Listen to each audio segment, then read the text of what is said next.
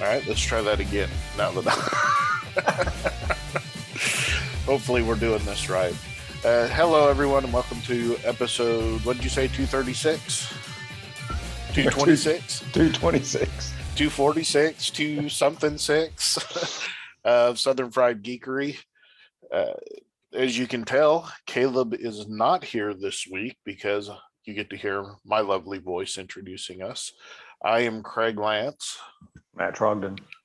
And Caleb's out with some family things this week. He's had a rough week. I'll let him tell you. If you follow him on social medias, you probably know what's going on. So, but anyways, Matt and I are going to hold down the fort this week, as we tend to do, cover for each other when we're not here. So we usually start these things out with our short stack, a little bit of what's going on, what we've been reading for the week. And Matt, what do you got for yours? So for mine, number one on my short stack is from AWA Upshot, The Crimson Cage by John Lees, Alex Cormack, and Ashley Cormack. This is number 5 of 5, wrapping up this short little mini series about wrestling, and wrapped up pretty neatly, but definitely not a happy ending. I would say that the villains of the story got what's coming to them, so that's what happened. So is this this isn't a real story? No. Okay. No. You know, some of these wrestling stories they do are true to life or whatever. No, there are some real villains in the history of wrestling. Absolutely. And you know what's funny is a lot of the characters are obviously based on real wrestlers. Oh, okay. Yeah, the early on in the first issue, the reigning champion in this storyline, because this is like a storyline set in like in the territory days of wrestling. Yeah, before the WWF. Yeah. Yeah. And the champion at the time was based off of superstar Billy Graham, no doubt about it, for example. But it was a lot of fun. You know, there's not a whole lot of wrestling comics out there. Still think that's really strange, but yeah, it seems like such a natural fit for comic fans and wrestling. Yeah, well, and especially given how many creators we know are wrestling fans via their social media. Exactly. A lot more of them aren't doing it, but we are getting one from Daniel Warren Johnson very soon. Yeah, that's pretty exciting. That's going to be. I can only assume that's going to be amazing. Yeah, it feels years overdue. Right. So that wrapped up. Second on my short stack is Batman the Knight. This is number 4 of 10 by DC Comics, of course. The creative team on this is Chip Zdarsky and I just lost my credits page. Chip Zdarsky. The art is by Carmine Di Giandomenico. Colors by Ivan Palencia. Letters by Pat Brusso. Are you reading this? I somehow did not end up on it, so I'm really sad. I'll probably get it in the trade because it's something that I should be reading.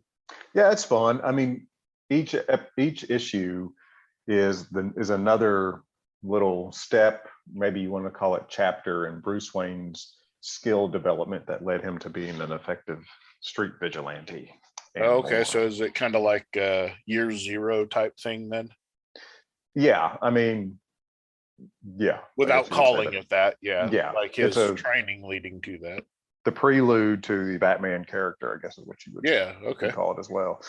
And then thirdly on my short stack from Marvel, Wolverine number 20. Of course, the writer per the norm is Benjamin Percy. Adam Kubert and Frank Martin did the art throughout this. Well, and Dijo Lima. So there are 2 colorists on this, Frank Martin and Dijo Lima. And Corey Pettit did the lettering. This is the one, so Deadpool shows up in the storyline. And it's a lot of fun. I was really looking forward to seeing how Benjamin Percy writes Deadpool. And like Benjamin Percy tends to do, he did a great job. So this was a lot of fun. I really dug this storyline. basically what we've got is Deadpool is just dead set on joining the mutants on Krakoa, and he hasn't been welcome so far. So that's my short stack. Yeah, I read that book as well, and I love the opening of this book where it's Deadpool is pretty much spying on Wolverine would be the best way to put it. He's telling a story about, what do you call him, whiskey sniffing what was the term? Serial killer or something. Oh man, now I'm gonna have to go back and look. It was pretty great. Yeah, a smelly, hairy, whiskey swilling, grouchy pants. It was the grouchy pants that sent me into a yeah. Because at this point you don't even know it's Deadpool necessarily. Yeah, right. Yeah.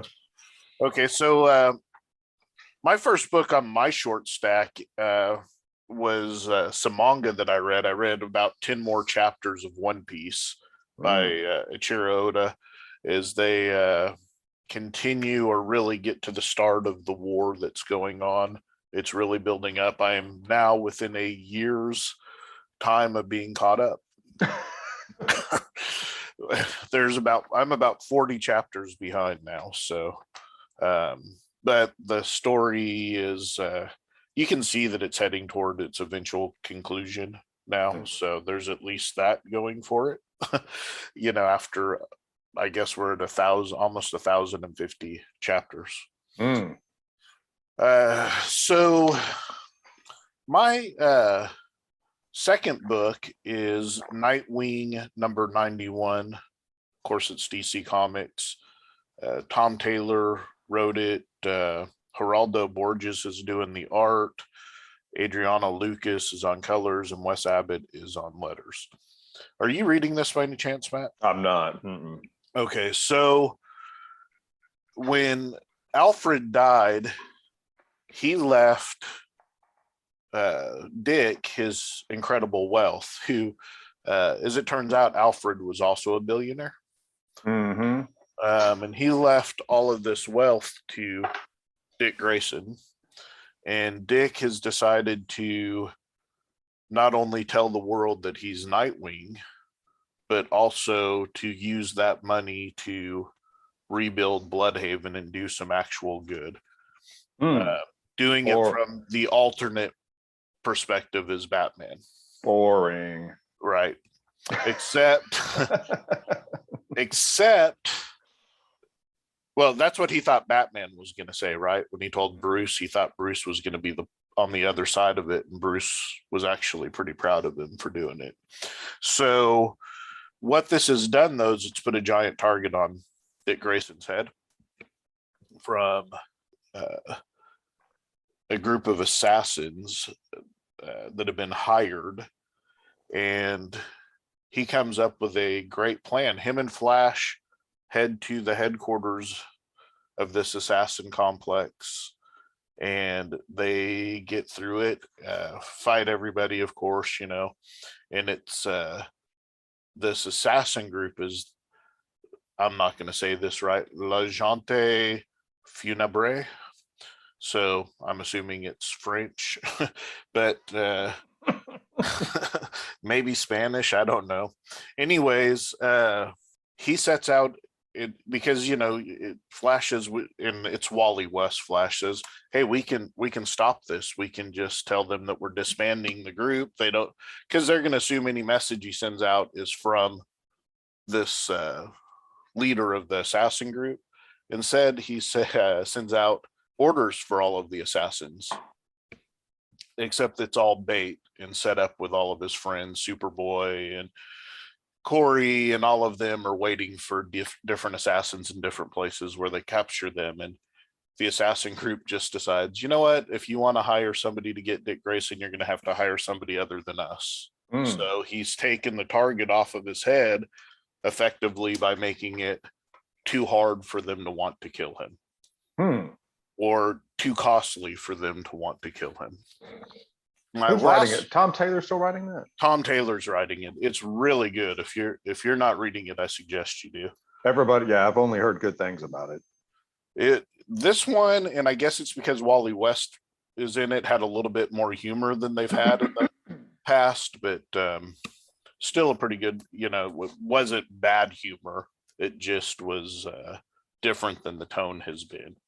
So then my third book is Star Wars number 22. This is written by Charles Soule. Raymond Rosanis is on the art, and Rochelle Rosenberg doing the colors, and VC's Clayton Cowles doing the letters. So this is part of the Crimson Reign story, which, if you don't know, the movie Solo, I don't know, did you see that, Matt? Oh, yeah. Mm-hmm. Okay, so Kira, Han Solo's girlfriend that took over Crimson Dawn at the end of that, she is now fully in charge of Crimson Dawn because Darth Maul is now dead. Mm-hmm. So she's taken over, and she has information that she passes on to Leia, which is where Poe Dameron's mom is being held hostage or held prisoner by the Empire. But what Leia doesn't know is Poe Dameron's dad, much like Poe Dameron would do, has went off to go save her on his own or with his squadron of people. So Leia sets out to try and save Poe's parents, basically, at this point. Really, it's a really good story. I love the stuff where they're tying in the sequel trilogy to the original stuff. It's really interesting how much Charles Soule shines writing Star Wars specifically. Yeah, it's really a world that he's I would have to say is drawn to write it as well as he does. Mm-hmm. So that's our short stacks. I don't know what Caleb's would be. You'll have to ask him. You can reach out to him on social media. You can find us on Facebook or on Twitter or Instagram. You can just search for Southern Fried Geekery Podcast, or you can reach out on our email, which is southernfriedgeekery@gmail.com. That's, I believe, what it is. Yes. Yeah, I never check it, so Caleb's the only one that knows it.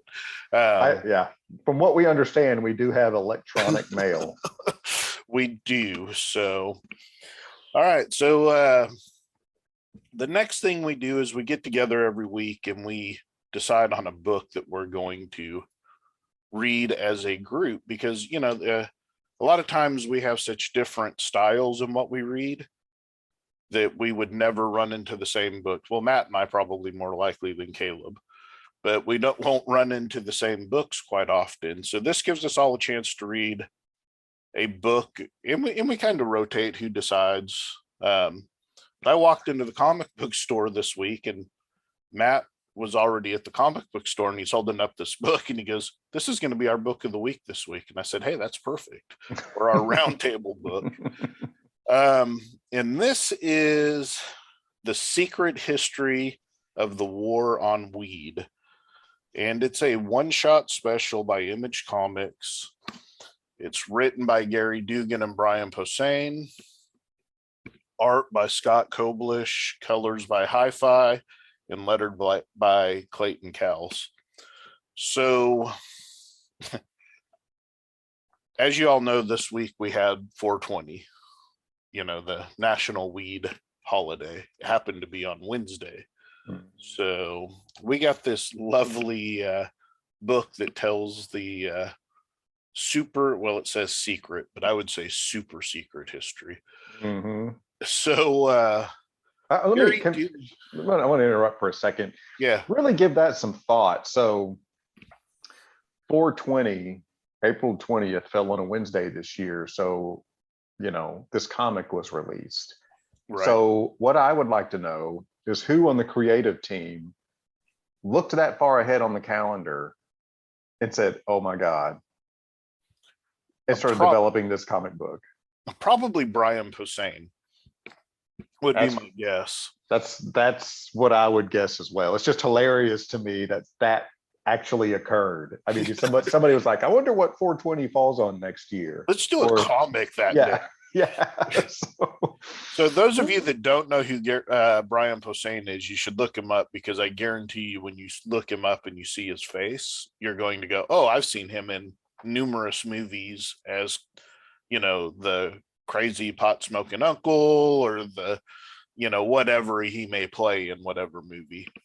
Yeah, he's really funny, really good comedian. The last time he wrote a comic book, as far as I know, he was also paired up with Gary Dugan as well, and that was the last Deadpool run that they did together, which That's was true, yeah. Mm-hmm. my favorite Deadpool run probably of all time. Mm. So Matt, what did you think of this book before we delve into it? Oh, it was a lot of fun. Really funny. Laugh out loud funny stuff, man. I really like this book. And it had some great subtext to it. It had some great subtext to it as well. It wasn't all just mindless goofiness. There was it was a big parody on the way certain people view marijuana, no doubt about it. Yeah, absolutely. And I felt the same way. I laughed through this entire book, and there's no way that my breakdown is going to portray all of that to you.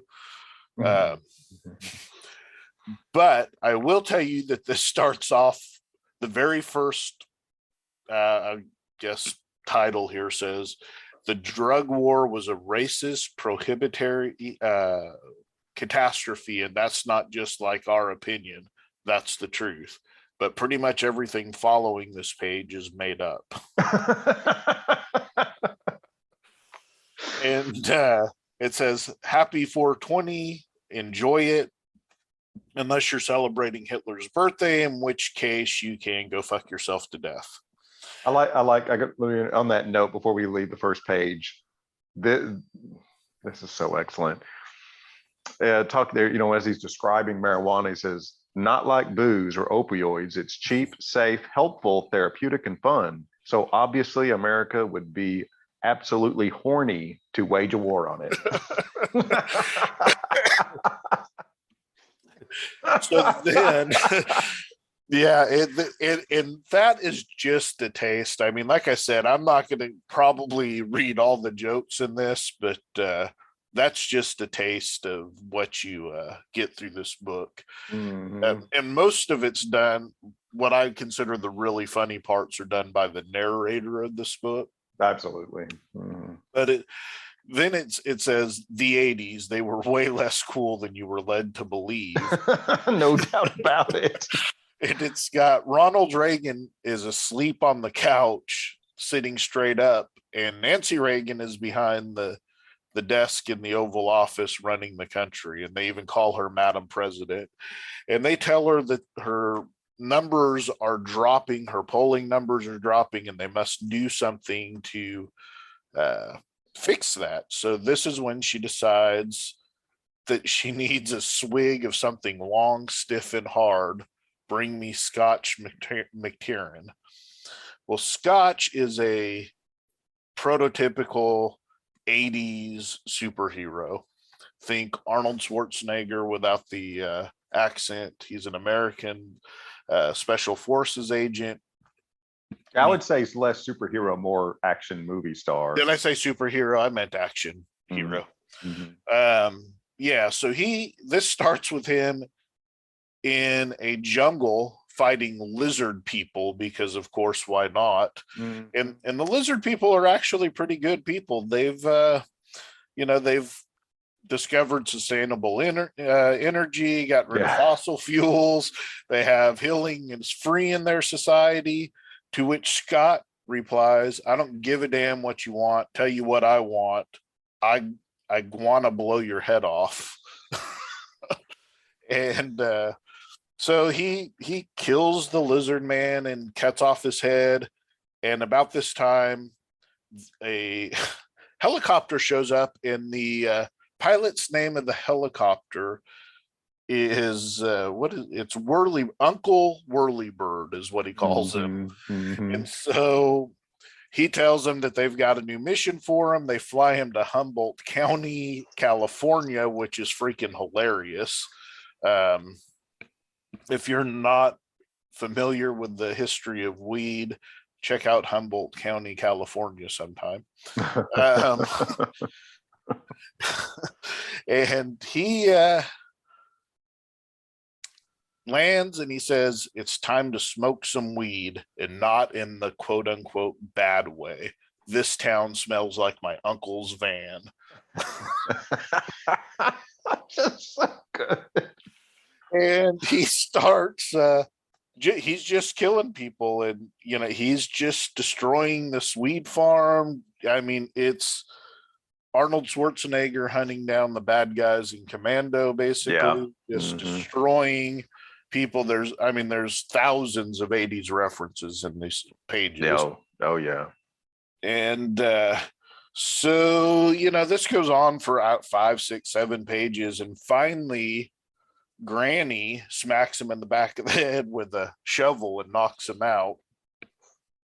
They've got him caged up. And one of the funniest lines in here, somebody tells him, you need to leave. This is private property.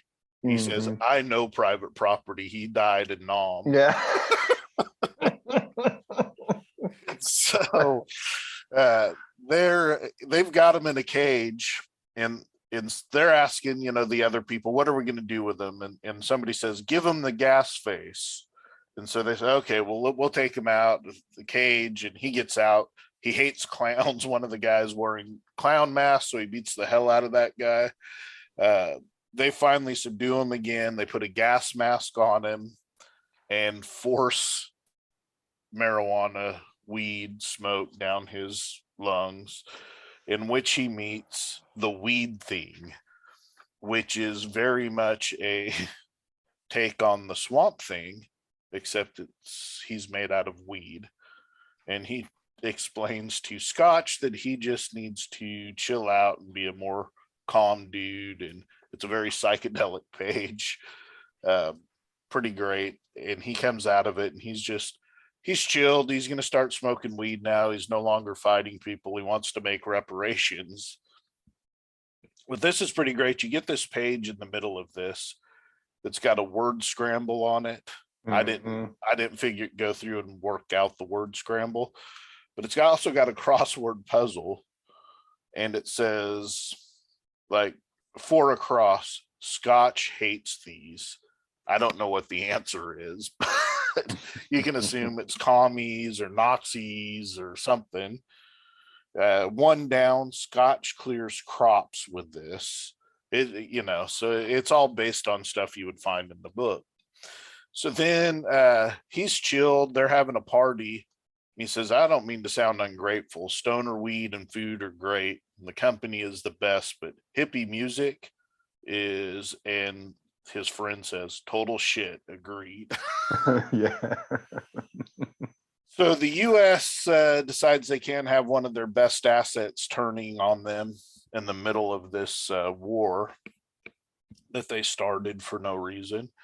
And so they get a group of people together, including Mr. Conduct. Oh, no, I'm sorry. Mr. Misconduct, the Spider, Carol, who of course needs no introduction, Cocaine Johnny, Bop, Bench Press. Yeah, I love that the guy's name is Bench Press. Who then says, 450, I need 2 spotters now. And then Warbrain, which is obviously Hitler's brain in a robot body. It never comes straight out and says that, but it definitely is Hitler's brain. Handsome Johnny, who's all scarred up and ugly and beat up, and the Crusher. And she says, why do you give me a code name? Gag me with a spoon.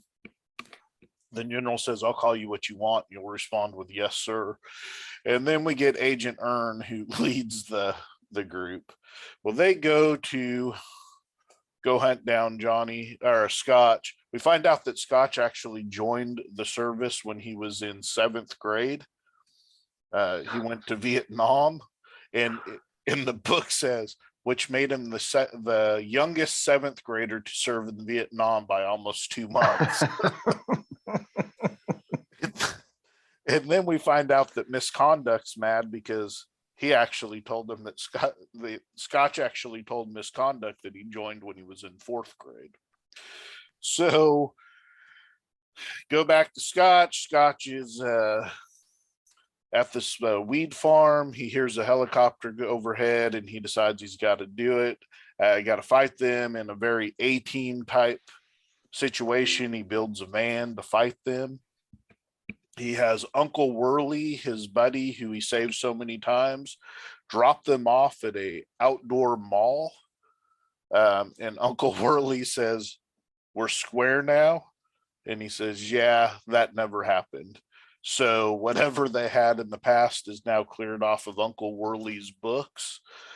And then you get about, I don't know, 10, 12 pages of just absolute action and comedy where he's just, well, to start off, he offers them all a half of a pan of weed brownies if they'll just leave him alone, to which none of them accept. He destroys Cocaine Johnny almost immediately. He ends up taking them all down. The last one to take out is Misconduct, who says, "Is it too late to take that pan of brownies now?" So then he goes back and he confronts Nancy Reagan, who tells him he's making a mistake. And he goes out and tells everybody that the United States is full of shit. And they say, "Are you from the Department of Education?" He says, "No, ma'am, I just smoked some weed and thought about life." And he goes to prison, and he invents toilet weed instead of toilet whiskey or toilet wine. And eventually they let him out because they need his particular set of skills.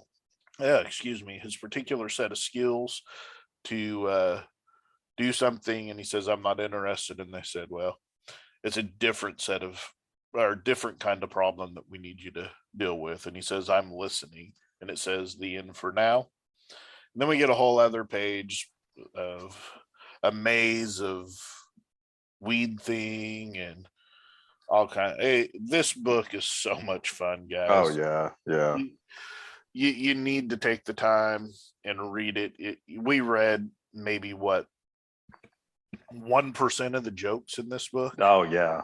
It's hard to pass. It's hard not to stop and read every one of them, because there's legit just laugh out loud jokes in this book. Through the whole, and he's drawn very 90s, even to the point where he's got pouches all around his waist that we don't know what they carry or what they show, or what they have in them or whatever. The art's pretty great in this book, especially for what it is. Yeah. The lizard man's drawn wonderfully. So when I was a kid, Humboldt County was known, and Humboldt University in particular was known as the party school. It's where the stoners went to school. And there was a reason for it, because it was Northern California, and it was one of the most liberal parts of California at the time. And like I said, these people are drawn as pretty much, rednecks that love their weed. Man, this book's great. Just I can't recommend it enough. Go to your store, your comic book store, pick it up, read it. I promise you will laugh. It doesn't even matter where you stand on the whole weed debate. You'll laugh even if you're on the wrong side, you should still appreciate it. Yeah, because there's plenty of comedy. So I think we both know where we stand on that. Oh yeah. Highly recommend. They're it teased a part 2, so I'll pick up part 2 definitely. Yeah, for sure. Whatever that story happens to be, I can only imagine it's Rambo 3. Well, I mean, that's how it's set up, right? Is the beginning of Rambo 3, or I guess maybe it's Rambo 2. They come get him out of prison. It's been too long, frankly. I don't even remember. Yeah. I guess it's maybe Rambo 2. They come get him out of prison, and because they need this particular set of skills. So it's very similar to that. Everything in this book is a reference to something that happened in the 80s. Well, that's it, guys. That's the show. No, this is the last week of the month, and you guys know what that means. It's chaos episode. And this is truly going to be a chaos episode because we really don't have a topic this week. We're just going to talk and see where it leads us. I know one thing is that I saw a pretty good movie this week. As did I. Yeah. The Northman. Is that Yep. the movie you're talking about? Absolutely. Yeah. I should have looked this up, but I don't remember the guy's name, but it's the same writer and director that did The Lighthouse and The Witch, which are both slow burn, dramatic movies. It's Robert Eggers. Robert Eggers. I knew it was Eggers, but I couldn't remember his first name. So, and those are his only two feature-length movies he's done up to this point. And so to find out he was doing a Viking action movie, I was very intrigued, to say the least, when I saw the first preview of this. Same. And I went and watched it, and it is very much in his style. If you've seen the other two movies, he's definitely got a style of filmmaking. Mm-hmm. And this movie falls right into that, but he does not hold back on the action and violence. There was one scene in particular when I was watching, and I thought, oh, Matt's going to love this movie. Which one? Which scene? When he headbutts the guy to death. Oh God, yeah, that was amazing. Well, I guess we should officially say we're going to be talking about the movie, so we're going to spoil it. So oh yeah, if you haven't seen it and you don't want it spoiled, come back and listen later. Yeah, it's only been out 3 days, so but before you hit pause, I want to say that I could not recommend this movie more. Absolutely go watch this movie. And then come back and join us in social media talk on it or whatever. Because quite frankly, I watched this movie Friday. It came out Thursday night, I guess, as they do now, Thursday evening, the pre-showing. Yeah. And I watched it on Friday mid-afternoon. And quite honestly, I was sad I didn't have anybody that had seen it yet to talk to it about it. Yeah. I immediately texted Matt. I'm like, let me know when you see this movie because it's so fantastic. And texted my cousin the same thing, Chris. But so this movie isn't anything you haven't seen before, right? Yeah, I mean, it's a story. It's a revenge story. It's a very uncomplicated revenge story. Go ahead. I knew going in that it was a Hamlet remake or a retelling. So I'm about to blow your mind. Okay. I did some research on this. Yeah. This is based on a story that predates Hamlet by about 400 years. Okay. Which makes sense because when you talk about these stories, what I think it was Shakespeare himself that said there's only 6 stories ever told. It's just how you tell them. This is based on a Danish historical collection that was published in the 12th century. Called the if I'm pronouncing this right, the Gesta Danorum. Okay. And this is one of the stories that was in it. Really? And so it's based on, their history is word of mouth. So it was hard to know what was legend and what was real. Correct. Yeah. Well, to a certain extent, anyway, there are some historical things that we know about the Vikings. Absolutely. Yeah. But as far as like specific stories, this appears to be a work of fiction.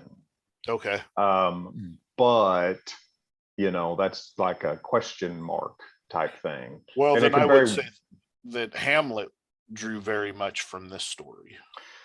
Yeah, I read into that. It's believed that Shakespeare read an annotated version of this story because apparently there was, at that time, during Shakespeare's time, there were abbreviated or annotated versions of the story that were circulated within literary Okay. circles. So that's Okay. what it's believed. It's not. Okay. It's not believed that he read the entire Gesta Danorum as it existed, Right. because it wasn't widely available. Right. So, I mean, and I don't know if they changed the character's name or if Shakespeare borrowed the character's name, and because the main character in this, the Northman, quote unquote, his Mm-hmm. name is Amleth, which Mm-hmm. is Hamlet if you take the H and put it at the end. Yeah. So either, the character in the original story, Shakespeare took his name and mixed it up and came up with Hamlet, or vice versa for the movie. The movie is, the Sticks to the characters. story. Yeah. Amleth was the character in the original That publication back in blows the my 12th mind century. even more. To be Yeah. honest with you. Right. Yeah. Yeah. So that just leads more credence in my mind that Shakespeare borrowed from that story to make Hamlet. Yeah. And so when you know that going in, you know what to expect. You know his father's going to die, and then it's going to become a revenge story. There was a bit of a twist in it, in the fact that his mom was actually in love with the brother. Yeah. So that didn't completely. I was about half expecting that by the time we got to the movie. Yeah. And it was all in the early part of the movie, the first scene where King Arvindil comes back. Yeah. And her reaction. Yeah. It's not completely unexpected. Yeah. So it wasn't like and I'm not saying that I'm super bright for noticing that. I mean, if you watch and you're really paying attention, especially when the jester makes his joke and the brother Fjolnir gets really angry. Yeah. I'm like there's something there. I mean, I'm not super smart for figuring that out. And so when this isn't like a major twist in the story that's designed to, I don't think it's designed to catch you off guard. There's seeds for that planted. It's different than my take on Hamlet or what I've seen in the past. So yeah. But that was the only thing. But that's that was, I guess, maybe because in my mind I knew the other story. Mm-hmm. So but yeah, you're absolutely right. When you think back on it, it's absolutely there in your face. And we just have to call out some of the actors in this movie. William Dafoe, absolutely. I mean, when is he not great? Yeah, man, he shines in this. This is one of those movies that he gets to do his most Willem Dafoe thing, and it's great to see him in a role where he really gets to do his thing. Because he's not only the jester, he's the he witch. Mm-hmm. The seer. Yeah. Well, that's the thing is, and this is something, because my girlfriend and I went and watched this, and she's like, "Well, was he a seer or a witch?" And I'm like, they didn't portray him as a seer. He led this ritual. Right. But it was hard. But he wasn't presented like a seer. So I'm not convinced that he was. And maybe that's not even I think he's more of a witch or something, or a traditionalist. Type. Yeah. It's like, because this was a ritual of tradition that they were doing, but not necessarily. Yeah. So they go into Ethan Hawke plays the father, which is Avendir. Yeah, King Arvindil. Okay, yeah. That's how us Americans would pronounce it. So he has decided, they come back from their war, their battle, and he's been injured. What he said, they tasted of my liver, he says.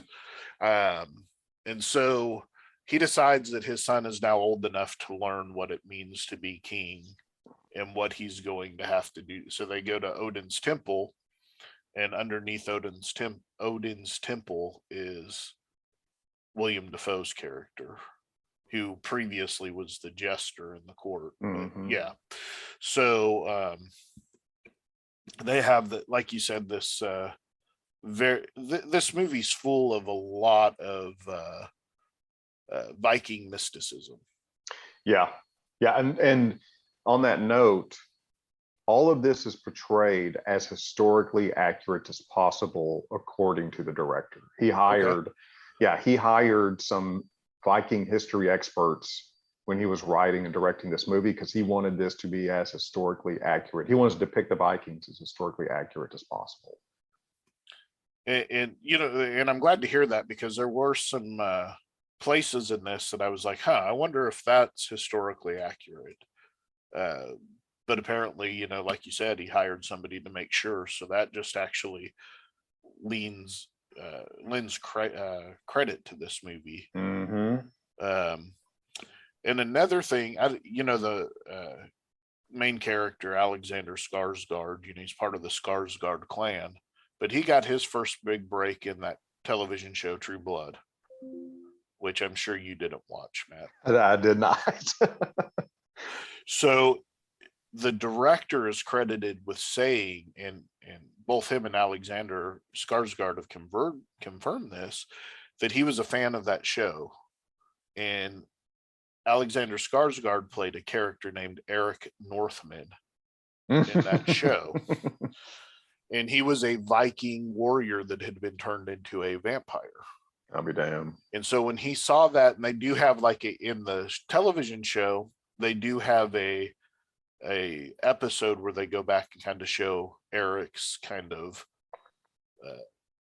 origin, for lack of a better term. But when he saw that, he thought, I can do this in a better way. And so he put together this movie knowing at that time that he was going to get Alexander Skarsgård to play this role. And so the whole Northman, Eric Northman, there's a tie there. But and so the whole time I kept going, surely he's not going to end this with a vampire showing up. Bet you would have known, it would have fit within the context of the movie. That's funny. But yeah, so absolutely brilliantly done and acted. Ethan Hawke was great, even in his small role as the father. Alexander Skarsgård was great. William Dafoe, as we spoke of. Yeah, the actor that played Fjolnir, I'm not sure who he is. I've never seen him in anything else, but he was all across the board, which is something this actor does remarkably well. He pulls the best out of his actors in movies. Yeah. Go watch The Lighthouse if you don't believe that. Because it's 2.5 hours of two men sitting in a lighthouse just going insane. Yeah. Of course, you got William Dafoe, who is probably 3/4 of the way really there anyway. So, but yeah, and just brutally violent. Oh yeah. But not so violent that you can't watch it. Yeah, and what's interesting about that is how much of the violence takes part off camera. Yeah. That's something I noticed, and you mentioned the headbutt scene. That was what I thought was really cool, is you only see him headbutting him when he's rising up. Yep. And then when he's driving his head down, that he's driving that below the camera's vision point. So you only hear the crunching, and every time he raises his head up, his head is more bloody. Yes, I thought, it's brilliant. It's implied. It's implied violence, but it's there. Yeah, and there's some violence that's on camera, but it felt like there was just enough that was off screen, and it just makes it so much more dramatic to me to not see what's going on sometimes, and it didn't feel exploitative. Yeah, exactly. It's very artistic, which is something that Eggers does. His movies are artistic. The gal that played his I guess wife or his future bride, Olga, the character Olga. Yes, she was the witch, or the child in The Witch, the oldest daughter in The Witch movie. Oh, okay. Because I kept going, I know I've seen her, and then about halfway through the movie, I'm like, that's where it is. So she was also in The Queen's Gambit, which is a show on Netflix about chess, I believe. Anyway, so yeah, it's artistically just absolutely a beautiful movie. I don't know if it was filmed on location in Iceland or not, but it was filmed in Ireland. Was it? absolutely beautifully done. The score is perfect, maybe as close to a perfect movie as I've seen in quite some time. Yeah, absolutely outstanding, man. Really great. What did you think? So what is your take on the well, I'm trying to think how to phrase this question. So we see a lot of supernatural stuff in this movie. What is your take on what we are seeing? Are we watching a sword and sorcery fantasy movie? Where would you place this? How would you describe what the movie's setting is? I would put it in a realistic fantasy. It's based in Viking lore and Viking culture, which has that mysticism about it. Yeah. So to me, it's a realistic fantasy. So I think, and I think another way of saying that, because I think I agree with you, is, because this is the way I described it to my girlfriend when we left, is, and this makes this take is a lot easier knowing what this director has done in the past. Right. I feel like what we get here is a full immersion into Viking lifestyle. Yeah. Because, these supernatural elements that we saw, this is their world. They thought that was reality. Yeah. So when the gods interacted with them, that was nothing to them. Yeah. Yeah, that was real to them. So, it feels like a historical reality-based movie with supernatural elements, because that's what their life was like. And I felt like that's what we were really experiencing, is full immersion into Viking lifestyle. Yeah.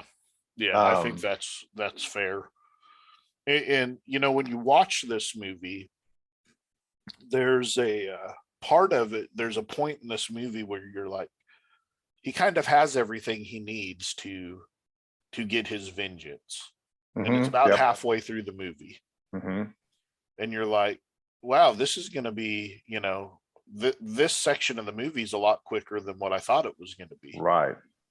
But then what Eggers does so well is he plays that slow burn so well in a movie, and he slows down the pace of this movie, not to a fault, but to an artistic level, where it becomes a different form of revenge and vengeance at this point.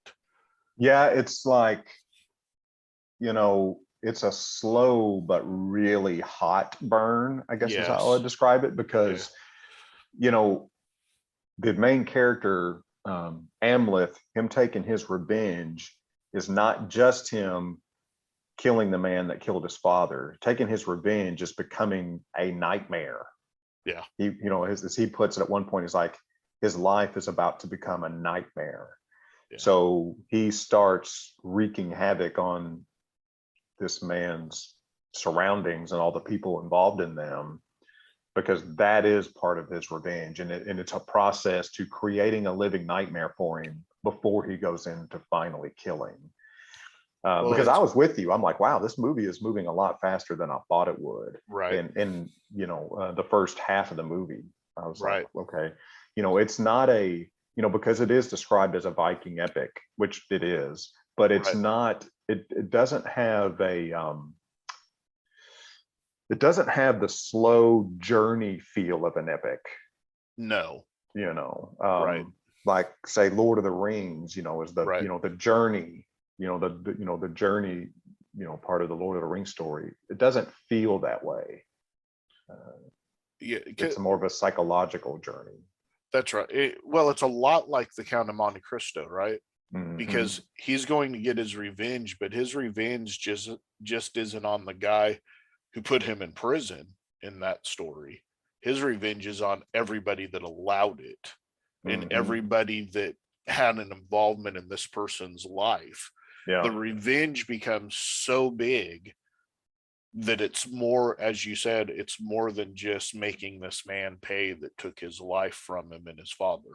Yeah. It's about, not only is he going to make this guy pay, he's going to make everybody that loves this man pay, Yeah. or everybody that's involved in his life is going to pay. Yeah. Yeah. Yeah. What did so what were some of your favorite parts of the movie?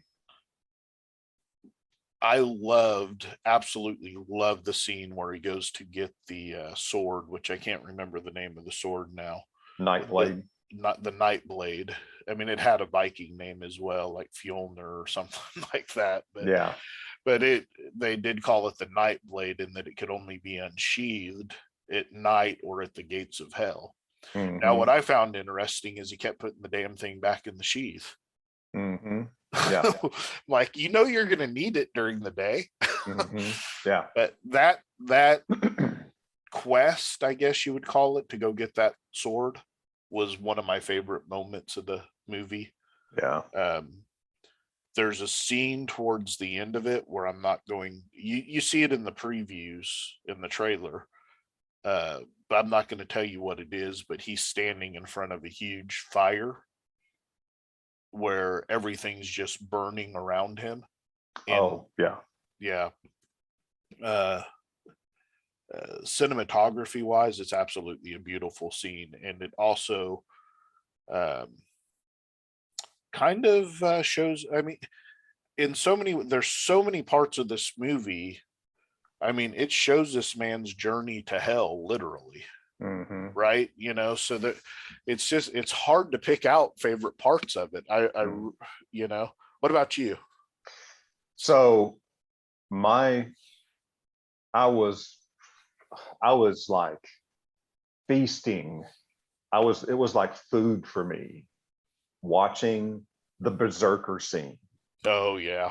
The Berserker scene where they are doing the Berserker ritual around the fire. Yeah. Was like, that was food for my soul. That was fucking amazing. And then when the Berserker, then of course, the next scene is the Berserker raid on the Slavic village. Yeah. Holy fucking shit, man. I was over the moon of that whole sequence. That is a sequence that is been overdue in cinema since cinema began.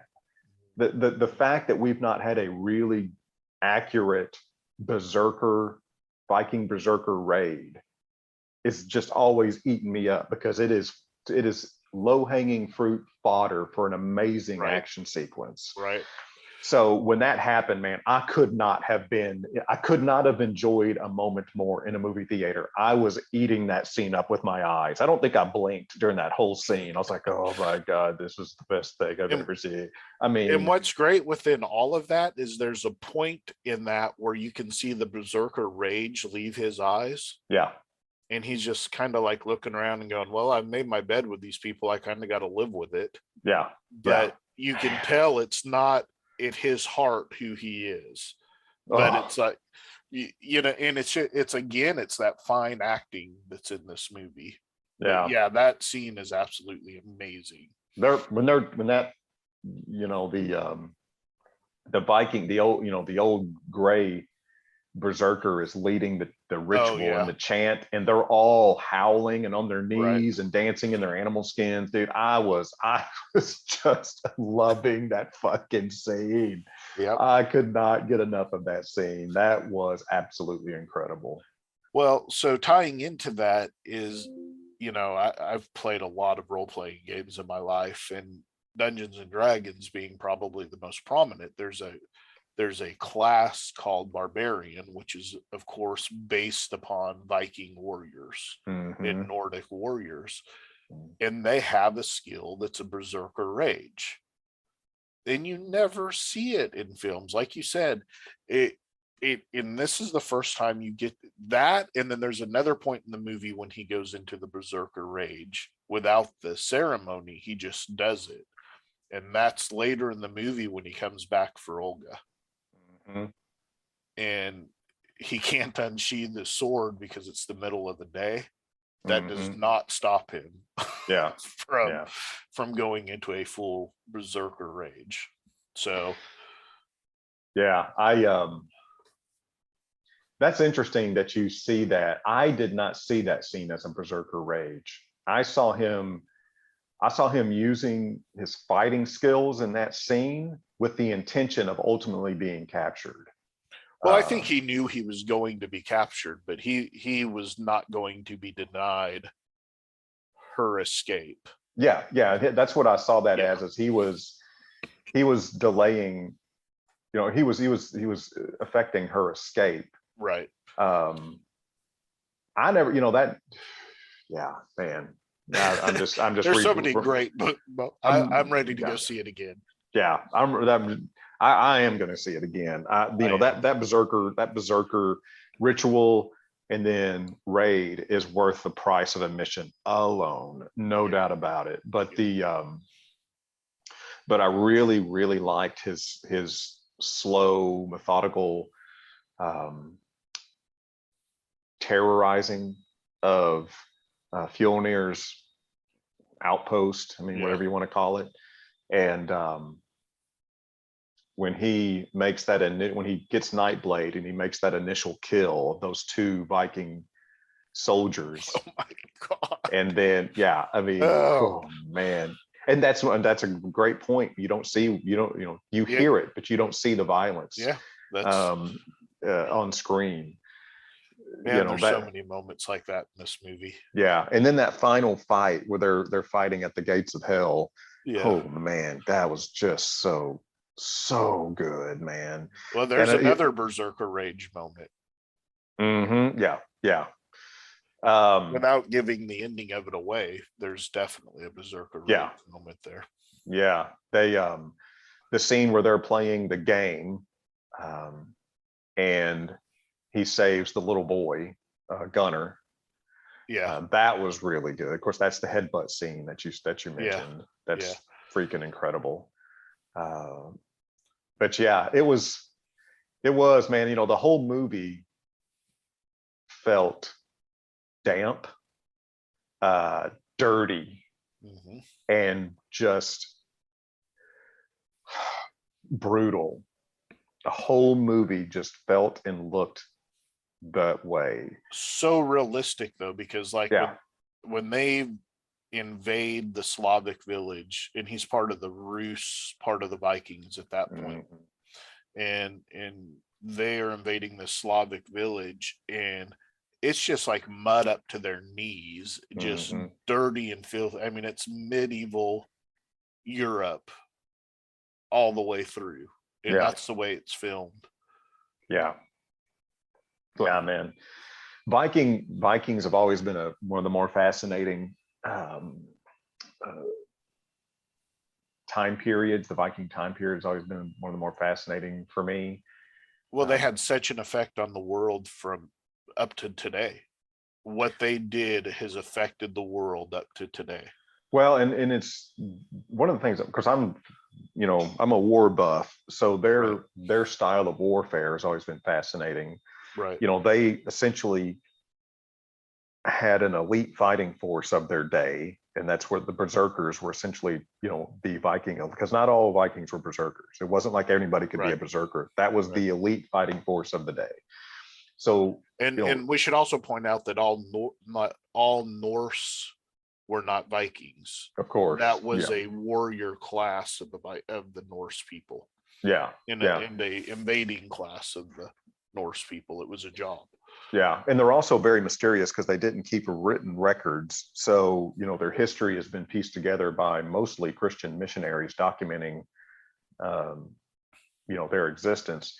And a lot of it, there is a lot of it that's somewhat debatable, because they were so fierce and they were so feared in Europe. People were terrified of the Vikings because they were so lethal. They were so good at what they did, that a lot of it, a lot of the deeds attributed to them is debatable, because they don't know, maybe this is propaganda, maybe it's not. Now, a lot of it can be verified historically, but there's plenty of stories about the Vikings. You're like, that is debatable in history, because they don't, it's always about the worst things that you've heard. Well, it's like Ragnar Lothbrok, right? there was a Ragnar that invaded Paris, but they don't know that it was Ragnar Lothbrok, who was a legendary Viking. They don't know that it's one and the same. And just like they don't actually, they know who's accredited as his children, but they don't know who his children really were. There's all kinds of, like you said, it's hard to separate the fiction and the nonfiction and the lore and the mythology from all of these things. Sometimes it's not. Sometimes my girlfriend asked me, she's like, if these were such highly skilled, lethal and terrifying people, what happened to them? They became the kings of France and England. What led to the downfall of Vikings was Christianity. The conversion of Christianity is what dissolved Viking lifestyle. But they infiltrated and became the royalty of Europe. Yeah, in some aspects, yeah. And ultimately, the Battle of Hastings and the Normandy invasion, it was all those were Vikings that had become part of England and France. William the Conqueror, he was a Viking of descent. He didn't grow up, he obviously grew up in Norway, but not Norway, Normandy, but they're all tied to that history. And that's when I say that it affected history to this day. Oh yeah. No doubt about it. Yeah. Well, it affected the everyday lifestyle of medieval Europe in general. Yeah. So they're fascinating to me. The ancient sects that were SECTS sects that were the most proficient at warfare has always been fascinating to me, similar to the Spartans. The Spartans, for the same reason, Spartans have always been fascinating to me.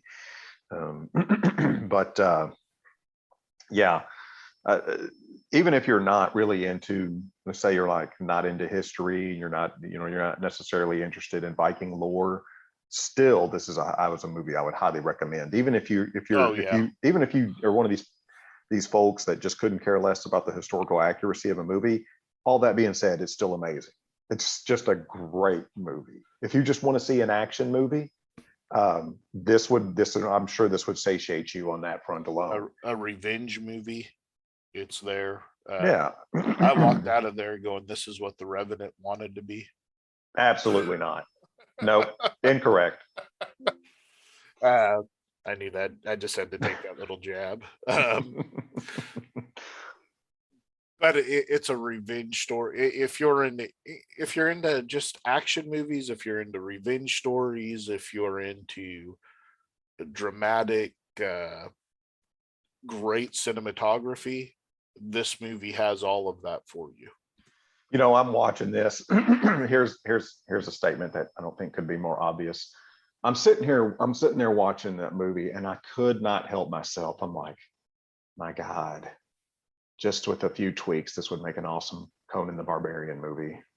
Well, and the director automatically he said that it was his take on Conan mixed with this story. Really? So, yeah. I hadn't seen that statement.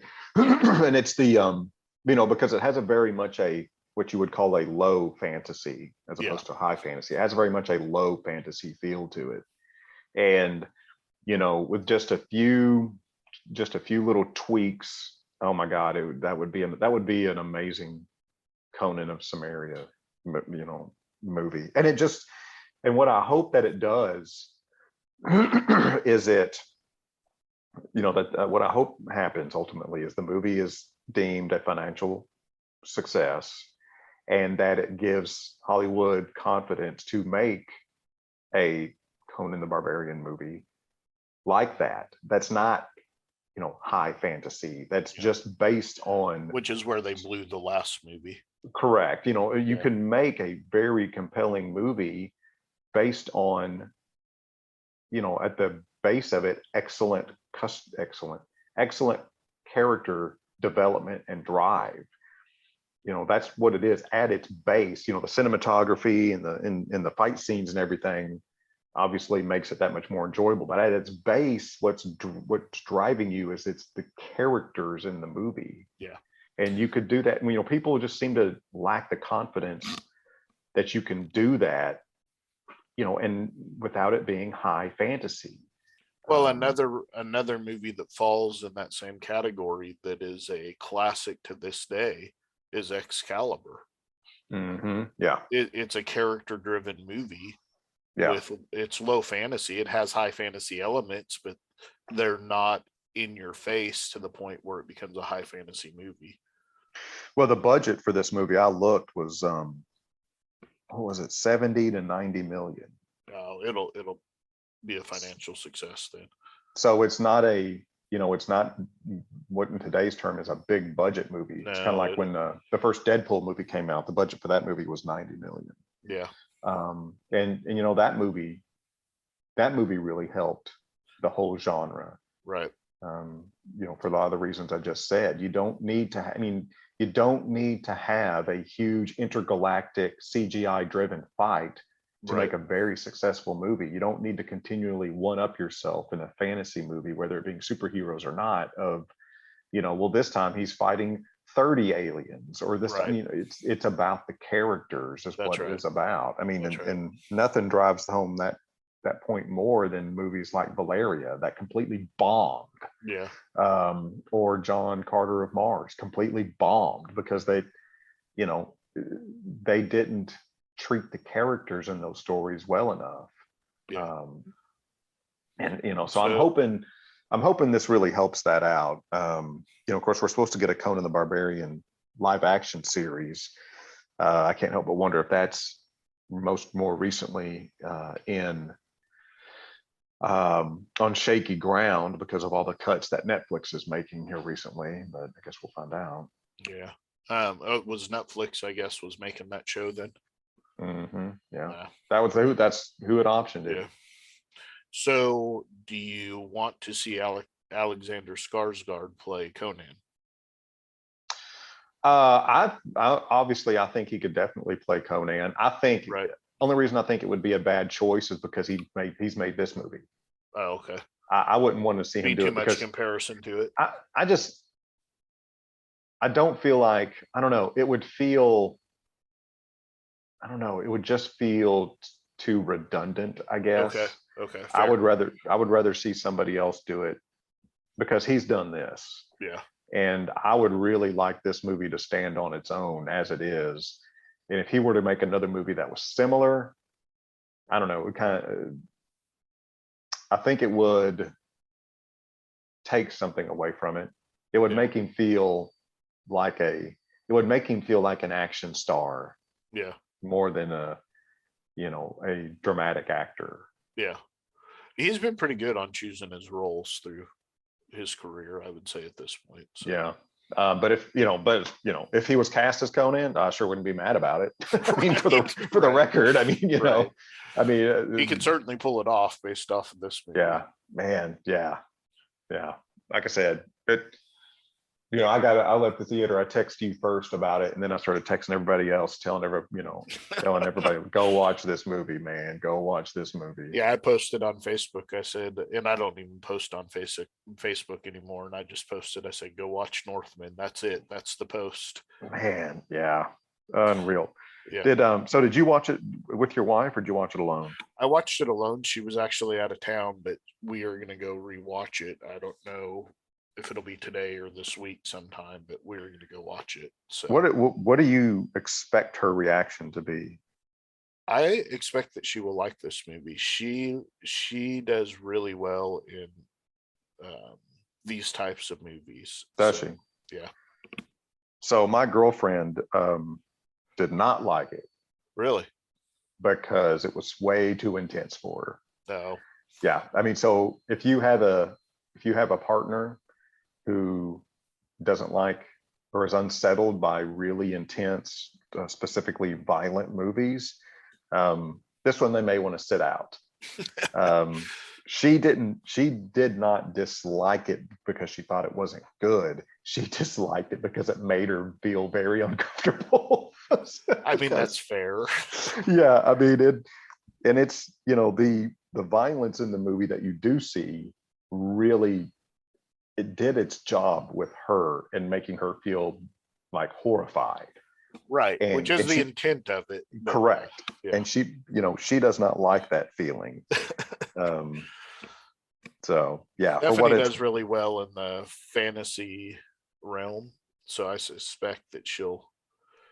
And a lot of times she won't like it when she first watches it, and then I'll catch her watching it on streaming at home, and I'll be like, "I thought you didn't like this movie." Oh, I like it now. So it may really, be one so of those, yeah. why is it, what, when that happens, why does that happen where she goes from not caring for it to liking it later? I don't know. Maybe it's the environment in which she's watching it, feeling Hmm, uncomfortable at home. I don't know the answer to that. that's interesting. I just, yeah, I would really be interested to know what changes in her. It happens a lot with fantasy type movies with her, though. Hmm. So maybe rewatch this with Jess when you guys are at home. Yeah, no, she won't. She won't ever watch it again. No, she. Yeah, it's not a. It's, yeah, like I said, it's not a matter of disliking the movie itself. She just disliked how it made her feel. I gotcha. Yeah. I mean, and that's kind of the way I felt about The Lighthouse, to be honest with you. I loved the movie, but it was uncomfortable. But that was the intent of it, Yeah. you know. So Yeah. And see, you know, I liked I liked The Lighthouse for that reason, because it was so psychologically horrifying and it really did make you feel uncomfortable. I liked it for that reason, because you just don't get many movies like that. you don't Hollywood movies in general are not meant to make you feel uncomfortable. They're meant to you walk out feeling good about yourself and about Yeah. good will conquer evil and so on and so forth. Mm. Eggers doesn't have that hang up. Yeah. Yeah. That's why people call his movies art house movies. Yeah. Um, you know, it's very much this movie's not a Japanese style, but it's a Japanese philosophy or an Asian philosophy that good does not always win. Right. Well, and I tell you another movie, you know, as far as, you know, if we want to compare, you know, how this movie comes across and how it makes you feel when you finish Apocalypse Now. Yeah. Yeah. Apocalypse Now is anything but a feel-good movie unless you are a Right. fucking psychopath. Yep. But it is a amazing piece of cinema. I've seen several times, but it disturbs you. It's disturbing, and it's supposed to be that way. That is what, you know, that is what warfare is supposed to make you feel. Is, you know, I would say that's a fair comparison to you this know, movie. I would argue that if you watch a movie about warfare and you leave feeling good, you've watched propaganda. Yeah, Braveheart. Yeah, I mean, you know, there's exceptions to everything, but I would say if you walk out of a theater feeling good about a war movie, you've watched propaganda, because war is arguably the worst thing that people do to each other. And you're right. The ones I think of that I like the most, you don't walk out of there feeling good.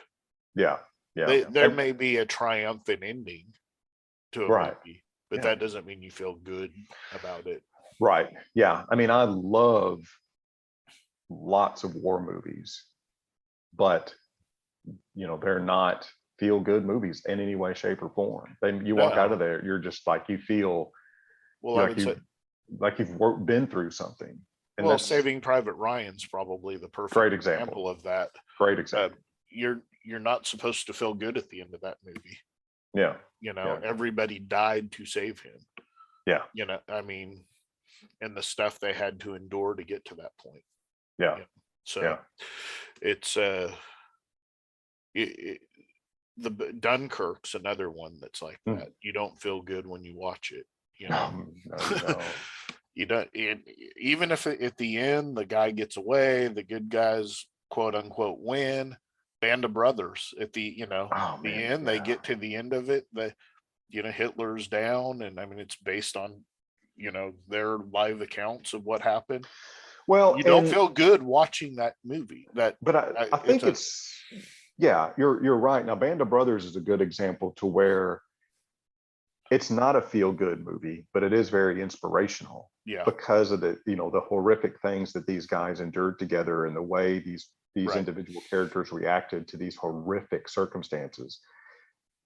It's okay not to feel good about it, but to be inspired by it. That's right. And it not those are probably the best war movies. They're inspirational and you don't feel good about what happened. They're the easiest ones to go back and watch. Yeah. Because I love Apocalypse. I love Apocalypse Now, but I've not seen it a whole lot of times. I've watched that movie about once every 15 years. Have you? Yeah, I think I've seen it 3 times in my life. And usually it's because there's a new version that comes out, a new cut of it or something like that. Yeah. I'll be like, okay, let me watch this again. And then at the end of it, I'll be going, why did I do that to myself again? Yeah, but Apocalypse Now is one of those where you watch it and you're like, my God, my life is soft. Yeah. Never had to endure this sort of thing. Yeah, for sure. So I guess that about wraps up our chaos episode. Yeah, I could go on and on, but yeah, we could talk about it probably for hours because it's just that good of a movie. Well, we've reached that point where we give our books what we call on the menu. What's on the menu for next Wednesday? We tell you what we're going to read, what we recommend. They don't always turn out to be good. We have some misses, but most of the time I feel like we do a pretty good job on recommending books. So Matt, what do you got on the menu for this week? So I'm going to recommend not a new number 1, but a number 2 from Marvel, The Punisher #2. This is the new series by Jason Aaron, Juan Frigeri, and Have Garon. So this is called The Punisher Story to End All Punisher Stories. I'm afraid to really think about that, but the Hand has lost its way.